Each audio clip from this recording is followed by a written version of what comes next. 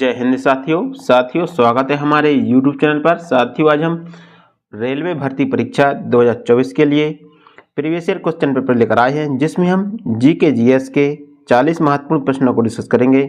साथियों, ये सभी प्रश्न आपकी आगामी परीक्षा आरआरबी एनटीपीसी, आरपीएफ कांस्टेबल या टेक्नीशियन के लिए अति महत्वपूर्ण होंगे। चलिए तो हम स्टार्ट करते हैं। हमारा पहला क्वेश्चन है, साथियों हमारा पहला क्वेश्चन कहता है कि किसने प्रस्तावना को भारतीय संविधान का पहचान पत्र कहा। इससे पूछा गया कि किसने भारतीय संविधान की प्रस्तावना को पहचान पत्र कहा। इसका ऑप्शन है चंद्रचूड़, जवाहरलाल नेहरू, महात्मा गांधी, एन.ए. पालीखवाल। तो इसका राइट आंसर होगा एन.ए. पालीखवाल ने प्रस्तावना को भारतीय संविधान का पहचान पत्र कहा था। तो इसका राइट आंसर ऑप्शन डी होगा। हमारा अगला क्वेश्चन है, भारत में पहला नगर निगम में स्थापित किया गया। इससे पूछा गया कि भारत में पहला नगर निगम कहाँ पर स्थापित किया गया था। इसका ऑप्शन है मद्रास, दिल्ली, मुंबई या इलाहाबाद। तो इसका राइट आंसर होगा मद्रास। भारत में पहला नगर निगम मद्रास में स्थापित किया गया था। तो इसका राइट आंसर ऑप्शन ए होगा। हमारा अगला क्वेश्चन है, किलिमंजारो की किस महाद्वीप में है। साथ ही यहाँ पर किस होगा कि किलिमंजारो किस महाद्वीप में है। इसका ऑप्शन है दक्षिण अमेरिका महाद्वीप, अफ्रीका महाद्वीप, उत्तरी अमेरिका महाद्वीप या यूरोप महाद्वीप। तो इसका राइट आंसर होगा अफ्रीका महाद्वीप। जो किलिमंजारो पर्वत चोटी है, ये कहाँ पर है, ये अफ्रीका महाद्वीप में स्थित है। तो इसका राइट आंसर ऑप्शन बी होगा। हमारा अगला क्वेश्चन है, निम्नलिखित में वर्षा के किस प्रकार को वाताग्र वर्षा भी कहा जाता है। इससे पूछा गया कि वर्षा के किस प्रकार को वाताग्र वर्षा भी कहा जाता है। इसका ऑप्शन है ऑरोग्राफिक वर्षा, चक्रवाती वर्षा, वाहिनिक वर्षा या पर्वतीय वर्षा। तो इसका राइट आंसर होगा चक्रवाती वर्षा को वाताग्र वर्षा भी कहते हैं। तो इसका राइट आंसर ऑप्शन बी होगा। हमारा अगला क्वेश्चन है, मौन संचा विधि क्या है। इससे पूछा गया कि मौन संचा विधि क्या है। इसका ऑप्शन है जाति व्यवस्था, कांसे की मूर्ति बनाने की वैक्स तकनीक, ईंट बनाने की विधि या बंदरगाहों की शिक्षा के लिए इस्तेमाल किए जाने वाला युद्धपोत का प्रकार। तो इसका राइट आंसर होगा कांसे की मूर्ति बनाने का वैक्स तकनीक है। जो मोम संचा विधि है, वो कांसे की मूर्ति बनाने की वैक्स तकनीक है और यह हड़प्पा सभ्यता में प्रयोग की जाती थी। तो इसका राइट आंसर ऑप्शन बी होगा। हमारा अगला क्वेश्चन है, भारतीय भूभाग का क्षेत्रफल कितना है। इससे पूछा गया कि भारतीय भूभाग का क्षेत्रफल कितना है। इसका ऑप्शन है 2.94 मिलियन वर्ग किलोमीटर, 4.24 मिलियन वर्ग किलोमीटर, 3.28 मिलियन वर्ग किलोमीटर या 3.84 मिलियन वर्ग किलोमीटर। तो इसका राइट आंसर होगा 3.28 मिलियन वर्ग किलोमीटर। जो भारतीय भूभाग का क्षेत्रफल है वो 3.28 मिलियन वर्ग किलोमीटर है। तो इसका राइट आंसर ऑप्शन सी होगा। हमारा अगला क्वेश्चन है, 1989 तक एक वयस्क भारतीय का मतलब वर्ष से ऊपर का नागरिक होना था। इससे पूछा गया कि 1989 तक एक वयस्क भारतीय नागरिक का मतलब कितने वर्ष का होना था। इसका ऑप्शन है 25 वर्ष, 20 वर्ष, 21 वर्ष या 18 वर्ष। तो इसका राइट आंसर होगा 21 वर्ष। 1989 तक एक वयस्क नागरिक का मतलब 21 वर्ष होना था। कितना, यदि कोई वयस्क व्यक्ति है तो वह 21 वर्ष का होगा। और इसके बाद से एक वयस्क व्यक्ति की आयु या मतदान की आयु घटाकर 18 वर्ष कर दी गई और 1989 तक मतदान की आयु या एक वयस्क व्यक्ति की आयु 21 वर्ष थी। तो इसका राइट आंसर ऑप्शन सी होगा। हमारा अगला क्वेश्चन है, लक्ष्मीबाई राष्ट्रीय शिक्षा संस्थान पूरी तरह किसके द्वारा वित्त पोषित है। इससे पूछा गया कि लक्ष्मीबाई शारीरिक शिक्षा संस्थान पूरी तरह किसके द्वारा वित्त पोषित है। इसका ऑप्शन है असम की राज्य सरकार द्वारा, गैर सरकारी संगठन द्वारा, भारत सरकार द्वारा या निजी संगठन के शेयर द्वारा। तो इसका राइट आंसर होगा भारत सरकार द्वारा। लक्ष्मीबाई राष्ट्रीय शिक्षा संस्थान भारत सरकार द्वारा वित्त पोषित है। तो इसका राइट आंसर ऑप्शन सी होगा। हमारा अगला क्वेश्चन है, पहले मेंस T20 क्रिकेट विश्व कप 2007 किस टीम ने जीता था। इसे पूछा गया कि पहला मेंस T20 विश्व कप 2007 में किसके द्वारा जीता गया था। इसके ऑप्शन है पाकिस्तान, ऑस्ट्रेलिया, भारतीय या श्रीलंका। तो इसका राइट आंसर होगा भारतीयों द्वारा। पहला T20 क्रिकेट विश्व कप है 2007 में, भारत ने जीता था। तो इसका राइट आंसर ऑप्शन सी होगा। हमारा अगला क्वेश्चन है, नाभिकीय विखंडन अपक्रिया को नियंत्रित करने के लिए किसका उपयोग किया जाता है। इससे पूछा गया कि नाभिकीय विखंडन अपक्रिया को नियंत्रित करने के लिए किसका प्रयोग किया जाता है। इसका ऑप्शन है शीतलक, विकिरण सुरक्षा, नियंत्रक क्षण या विमंदक क्षण। तो इसका राइट आंसर होगा नियंत्रक क्षण के द्वारा नाभिकीय विखंडन अपक्रिया को नियंत्रित करने के लिए नियंत्रक क्षणों का प्रयोग किया जाता है। तो इसका राइट आंसर ऑप्शन सी होगा। हमारा अगला क्वेश्चन है, 1920 में गठित all India trade union Congress के पहले अध्यक्ष कौन थे। इसे पूछा गया कि 1920 में गठित all India trade union Congress के पहले अध्यक्ष कौन थे।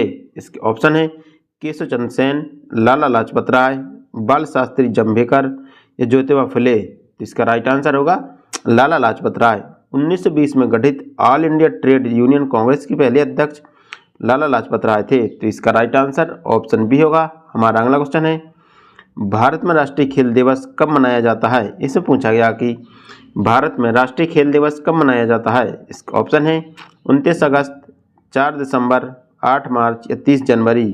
तो इसका राइट आंसर होगा 29 अगस्त। भारत में राष्ट्रीय खेल दिवस 29 अगस्त को मनाया जाता है। तो इसका राइट आंसर ऑप्शन ए होगा। हमारा अगला क्वेश्चन है, फूल पत्ते की कढ़ाई का काम मुख्यतः किस राज्य में किया गया। इससे पूछा गया कि फूल पत्ते की कढ़ाई का काम मूलतः किस राज्य में किया जाता है। यहाँ पर होगा किया जाता है। इसका ऑप्शन है केरल, नागालैंड, उत्तर प्रदेश या मणिपुर। तो इसका राइट आंसर होगा उत्तर प्रदेश। फूल पत्ते की कढ़ाई वाला काम मुख्यतः उत्तर प्रदेश में किया जाता है। तो इसका राइट आंसर ऑप्शन सी होगा। हमारा अगला क्वेश्चन है, वोल्टेज स्रोत को बदले बिना विद्युत प्रवाह को नियंत्रित करने के लिए किस घटक का उपयोग किया जाता है। इससे पूछा गया कि वोल्टेज स्रोत को बदले बिना विद्युत प्रवाह को नियंत्रित करने के लिए किस घटक का उपयोग किया जाता है।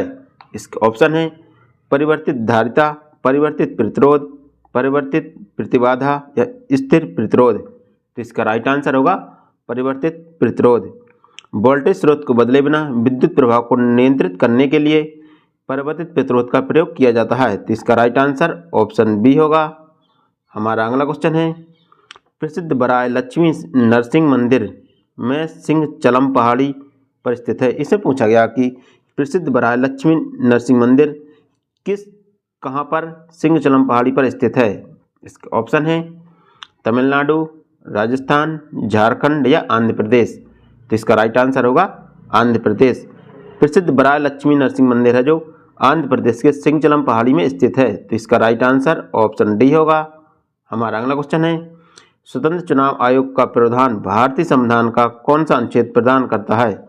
इससे पूछा गया कि स्वतंत्र चुनाव आयोग का प्रावधान भारतीय संविधान का कौन सा अनुच्छेद प्रदान करता है। इसका ऑप्शन है अनुच्छेद 324, अनुच्छेद 320, अनुच्छेद 330 या अनुच्छेद 314। तो इसका राइट आंसर होगा अनुच्छेद 324। स्वतंत्र चुनाव आयोग का प्रावधान भारतीय संविधान का अनुच्छेद 324 प्रदान करता है। तो इसका राइट आंसर ऑप्शन ए होगा। हमारा अगला क्वेश्चन है, हिंदुस्तान एंटीबायोटिक्स लिमिटेड कारखाना कहाँ स्थित है। इससे पूछा गया कि हिंदुस्तान एंटीबायोटिक्स लिमिटेड कारखाना कहाँ स्थित है। इसका ऑप्शन है गुवाहाटी, चेन्नई, कोलकाता या पुणे। तो इसका राइट आंसर होगा पुणे। हिंदुस्तान एंटीबायोटिक्स लिमिटेड कारखाना पुणे में स्थित है। तो इसका राइट आंसर ऑप्शन डी होगा। हमारा अगला क्वेश्चन है, यंग इंडिया पत्रिका की शुरुआत किसने की। इससे पूछा गया कि यंग इंडिया पत्रिका की शुरुआत किसके द्वारा की गई। इसका ऑप्शन है महात्मा गांधी, सुभाष चंद्र बोस, एनी बेसेंट या जवाहरलाल नेहरू। तो इसका राइट आंसर होगा महात्मा गांधी। यंग इंडिया पुस्तक या पत्रिका की शुरुआत महात्मा गांधी के द्वारा की गई थी। तो इसका राइट आंसर ऑप्शन ए होगा। हमारा अगला क्वेश्चन है, क्राउन ग्लास का अपवर्तनांक क्या है। इसे पूछा गया कि क्राउन ग्लास का अपवर्तनांक क्या है। इसका ऑप्शन है 1.97, 1.32, 1.09 या 1.52। तो इसका राइट आंसर होगा 1.52। क्राउन ग्लास का अपवर्तनांक 1.52 है। तो इसका राइट आंसर ऑप्शन डी होगा। हमारा अगला क्वेश्चन है, मूल रूप से लोकसभा में अनुसूचित जनजाति के लिए कितनी सीटें आरक्षित थीं। इससे पूछा गया कि मूल रूप से लोकसभा में अनुसूचित जनजाति के लिए कितनी सीटें आरक्षित थीं। इसका ऑप्शन है 50, 51, 40 या 41? तो इसका राइट आंसर होगा 41। मूल रूप से लोकसभा में अनुसूचित जनजाति के लिए कुल 41 सीटें आरक्षित थीं। तो इसका राइट आंसर ऑप्शन डी होगा। हमारा अगला क्वेश्चन है, लवण और जल के उत्पादन के लिए अम्ल और क्षार दोनों के साथ अपक्रिया करने वाले धातु ऑक्साइड क्या कहलाते हैं? इसे पूछा गया कि अम्ल और क्षार दोनों के साथ अपक्रिया करने वाले धातु ऑक्साइड क्या कहलाते हैं? इसके ऑप्शन है उभयधर्मी ऑक्साइड, एनमो ऑक्साइड, तटस्थ ऑक्साइड या नाइट्रस ऑक्साइड। तो इसका राइट आंसर होगा उभयधर्मी ऑक्साइड। जो ऑक्साइड लवण और क्षार दोनों के साथ अपक्रिया करते हैं उन्हें उभयधर्मी ऑक्साइड कहते हैं। तो इसका राइट आंसर ऑप्शन ए होगा। हमारा अगला क्वेश्चन है, किस ग्रह को पृथ्वी का जुड़वा माना जाता है? इसे पूछा गया कि किस ग्रह को पृथ्वी का जुड़वा माना जाता है या पृथ्वी की बहन कहते हैं? इसके ऑप्शन है बृहस्पति, मंगल ग्रह, शुक्र ग्रह या बुध ग्रह। तो इसका राइट आंसर होगा शुक्र ग्रह को। शुक्र ग्रह को पृथ्वी की जुड़वा या जुड़वा बहन कहते हैं। तो इसके प्रकार इसका राइट आंसर ऑप्शन सी होगा, शुक्र ग्रह। हमारा अगला क्वेश्चन है, निम्नलिखित में से कौन सी भू आकृति प्रभावित जल द्वारा निर्धारित नहीं है? इसे पूछा गया कि निम्नलिखित में से कौन सी भू आकृति प्रवाही जल द्वारा निर्मित नहीं है? इसका ऑप्शन है गोखुर झील, बाढ़ का मैदान, डेल्टा या बरखान।